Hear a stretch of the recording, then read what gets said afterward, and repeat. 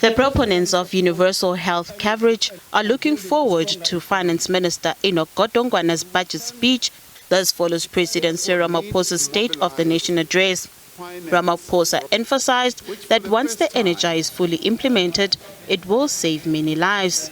However, the Universal Healthcare Access Coalition says while government has focused on the NHI, the current healthcare system has been left unattended. What has happened is that while they have been busy with this NHI, they've neglected the two major systems of healthcare, resulting in a decline in access to public services and a real degradation of its service quality and an explosive growth in the private sector without any market growth. So prices have gone up, and that's not helpful for the private sector either. At the same time, Discovery Health says the NHI should not discriminate between South Africans.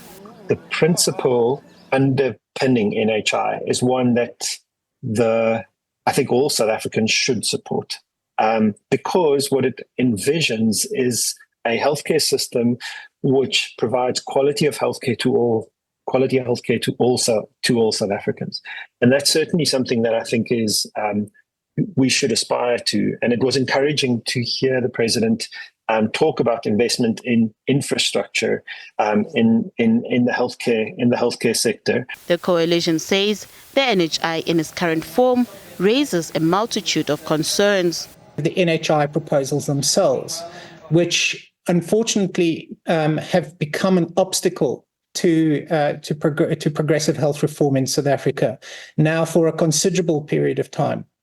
So the reasons, I can put sort of three basic reasons here. The first is that the proposals are not in harmony with the current health system. So that's including both the public and the private subsystems, and are generally regarded as harmful to health access.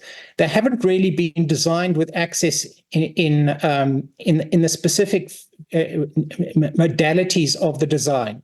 Largely, people promise access, but there are no measures that are introduced that will ensure that access will actually be improved in any part of the health system on a sustainable basis. Meanwhile, the Universal Healthcare Access Coalition has proposed a framework for healthcare reform that it says is capable of more immediate implementation and designed to work within the country's fiscal constraints rather than raising the tax burden on citizens.